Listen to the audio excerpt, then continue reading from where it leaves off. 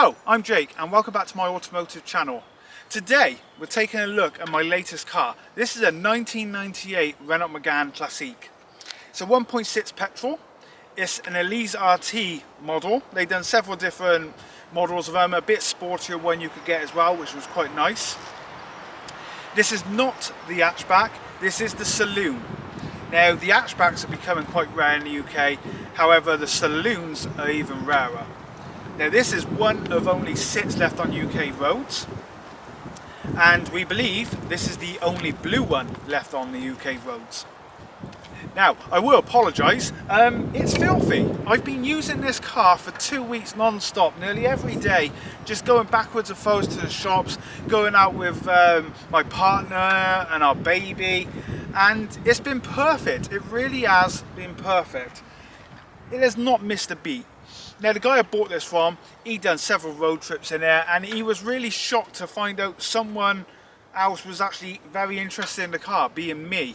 I grew up with these cars. My mum had a red one and then she had a white one, and I can always remember them. It's probably my first car memory, let's say.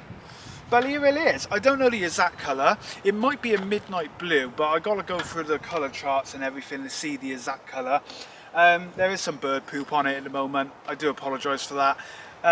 This car has had 3 washes and the same bird keeps coming back in.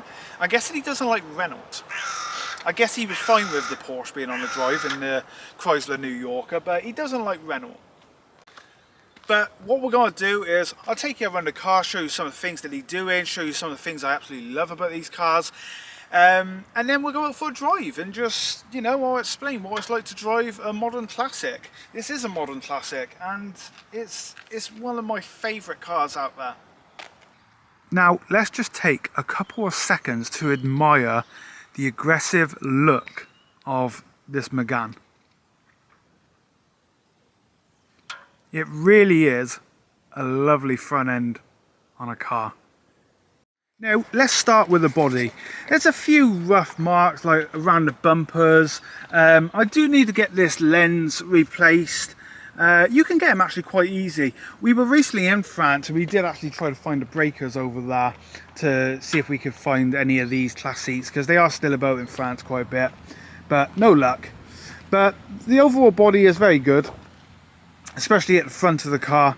It's when you get to the actual back of the car, that's when some of the problems rise. Now I was told the owner before the owner I bought it from, he kept catching it on his garage doors as he was going in and out. So there's scuff marks all here and here, same for the other side, but also you can see the rust here. Now this has been painted before, it's surface rust at the moment. I am gonna get it sorted as soon as, but yeah, they all go here. My previous one before this actually had gone all across here as well, so that's something I gotta look at getting done pretty soon. I think get on top of it. Thankfully we are through the winter now, so it's not too much of a problem with the nicer weather coming through. Now there are a few scuffs across the boot here. Can't really see it today because of all the dust and rain that we've had recently, but there's a few scratches now I want to get sorted out. I did remove the previous sticker. There was one here and here, however they've come out really nicely now and you can't see what they were. And we will just have a look. There's a dent on this side here. You can just see that, quite a big dent, and then again with the arch rust. There you go, right down. But other than that, that's the only real damage on the car. The door again here, where he kept getting caught on the garage door. But other than that, the exterior is very good indeed. If you haven't already, please remember to follow me on Instagram to check out all our latest cars and ideas and projects and probably stupid decisions. Now being a saloon, it means it's got a big back end on it, a big boot, and yes, it really does have a big boot. Look at this.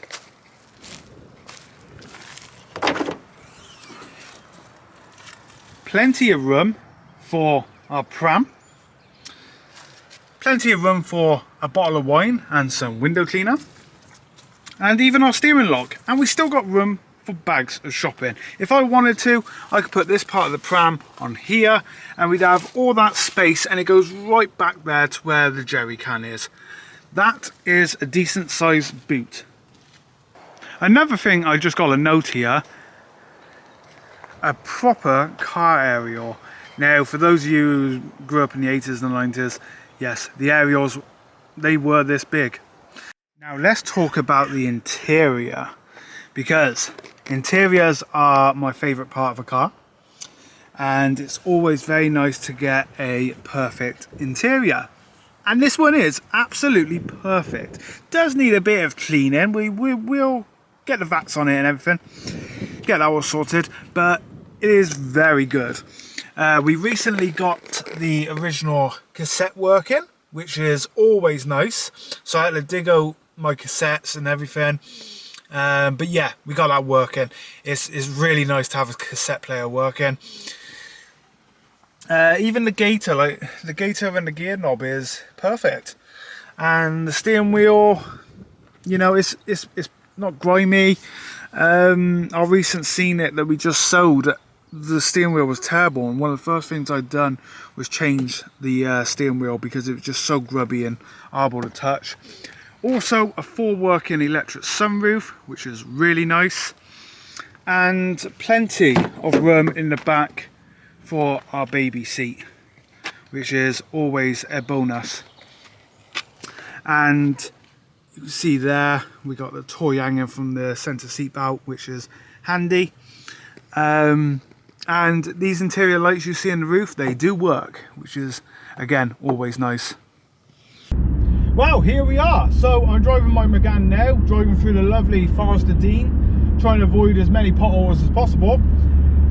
And it is by far one of the comfiest cars I've ever driven. I can't remember the last one being this comfy, but my 2002 Megane hatchback was as comfy as this.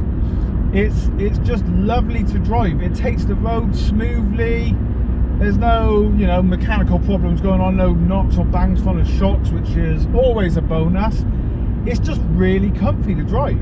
It's smooth. We took it to Bristol the other day, first time I took it on the motorway, and perfect. You know, I happily stayed at about 60 to 65 miles per hour, and it could go with the traffic really well, which is what I wanted.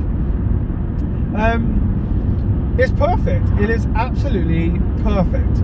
The interior is typical 90s for me. You know, you've still got a bit of fabric on your door cards, fabric seats. I don't know if they've done these with leather. They probably did on the higher specs. But yeah, it's, you know, it's all there. It's typical 80s, 90s interior for me, and I absolutely love that. It's simple. It's not overcomplicated. You know, I got the original cassette player there that works, which is nice. All the buttons on there work. All the knobs and dials down there for the heating, that all works perfect. And a funny fact with some old Renaults, and I think it's some other French cars, the horn is not on your steering wheel. It is on your stalk on the side, your light stalk. It's just a simple little button on the end. Now, my previous Megane I had failed MOT twice because they could not find the horn. They said that the horn is defective and does not work. And I spoke to the MOT tester and had to explain to him that, yeah, it's on the stalk there. Then it passed. Yeah, it was a funny one, but here we go. You know, it's all there. I got room in the back for the baby seat, and again, I grew up in one of these cars, and they are very spacious. The boot is, you know, the boot's massive. To get a car in modern day, we went car shopping 2 weeks ago for our new family car, and the car I wanted, I was looking at the new Fiat 600 hybrid. The boot is way too small. There's no way in this world we would get the pram in there. So in the end we went for something else. But this boot fits it perfectly. You know, it's crazy how modern cars are somehow smaller inside than, you know, the outside, because they look massive on the road and ridiculous, especially the electric cars. Now, the world we live in at the moment is a very different one to it was in the late 90s, and politicians and the government and everything, they hate people like us, car enthusiasts, because we keep cars like this going, and they want cars like this, you know, gone, destroyed, vanished off the earth, no more. So I had an MG4 Trophy, and me and my partner, we worked it out last night. This car is cheaper to run than an MG4 Trophy EV. And with all the new tax stuff coming in for EVs, it's actually cheaper, well, it's going to be cheaper to tax this than a MG4 Trophy. So yeah, just all of you people out there who are thinking about, oh, do I go electric or do I stay with what I got, remember that, because a lot of these older cars like this are going to be cheaper to tax and insure than an electric car. Now, if I had my way, I would happily use this as our daily family car as well. However, babies are messy. We all know that. If you've had kids, you know babies are messy. I don't want our little boy getting stuff on the seats in this car and everything. I want to keep this original, completely standard, and I want to keep the seats squeaky clean. Those rear seats have barely been used, and I want to keep it that way. But this is a modern classic. I love my Porsches.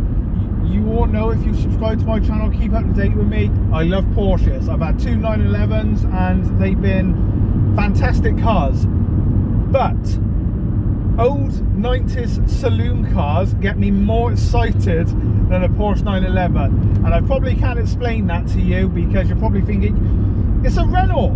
What, you know, a Porsche is better than a Renault. But it's never been about power to me, it's been about looks. And as beautiful as the Porsche 996 is, it's one of the best looking cars ever designed, in my opinion. And I know there's controversy with the headlights and everything. Let that one slide, because saloon cars, I grew up in the 90s, I watched saloon car racing, British touring car, Toka touring car as it was back then, and nothing compares to it. You know, I love my saloon cars and always will. So that's why I get excited when I see an old Laguna driving around, or an old 97 Honda Accord, because that's the cars I grew up with watching on TV before I even got into like Formula 1 and everything. So I will always have a real soft spot for these modern classic late 90s, 80s as well, saloon cars.